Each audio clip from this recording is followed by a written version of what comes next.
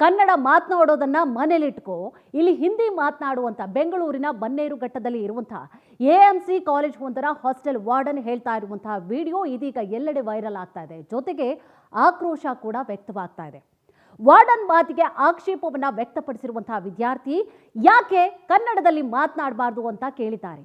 ಇಲ್ಲಿ ಯಾವ ಭಾಷೆಯನ್ನ ಮಾತನಾಡಬೇಕು ನಾನು ನಿರ್ಧಾರವನ್ನ ಮಾಡ್ತೇನೆ, ಇದು ನಿನ್ನ ಮನೆಯಲ್ಲ ಅಂತ ಹೇಳಿದ್ದಾರೆ. तुमको कन्नड़ में बात करना है तो तुम्हारे घर में आके बात करने के लिए बोलो, ठीक है? ये इंस्टीट्यूशन है. हिंदी कನ್ನಡ ಮಾತಾಡಬಾರ್ದಾ?